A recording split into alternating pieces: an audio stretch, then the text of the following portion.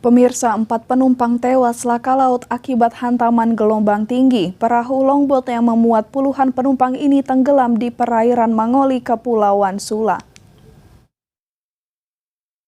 Sebuah longboat yang memuat 22 penumpang tenggelam akibat dihantam gelombang tinggi.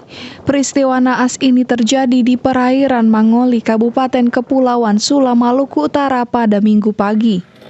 Akibatnya 4 penumpang tewas, sedangkan 18 penumpang lainnya selamat. Tim SAR tiba di lokasi 2 jam kemudian pukul 10.30 setelah kejadian terjadi pada pukul 8 pagi waktu setempat. Tim SAR gabungan lalu mengevakuasi dan mendata penumpang korban laka laut. 4 korban yang tewas tenggelam dibawa ke rumah sakit terdekat. Kecelakaan satu longboat yang dengan POB 22 orang mengalami tenggelam di perairan Pulau Mangoli, Kabupaten Kepulauan Sula. Kita Basarnas ke kantor pencarian pertolongan alternatif terima laporan pada pukul 09.10 waktu Indonesia Timur. Kejadian pada pukul 08.15 waktu Indonesia Timur. Tim langsung menuju ke lokasi pada pukul 09.30 menuju ke lokasi begitu diinfokan kejadian.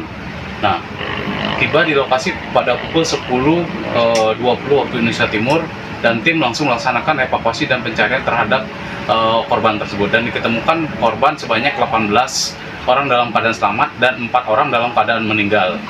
Sebelumnya longboat bertolak dari Desa Buya menuju ke Desa Ngovanini. Namun kapal longboat mengalami kecelakaan, terbalik dan tenggelam di perairan Mangoli akibat hantaman deras gelombang tinggi. Dari Maluku Utara, Opik Syarifuddin melaporkan untuk Kawanua TV. Berbagai informasi akan kami hadirkan usai jeda, tetaplah bersama kami.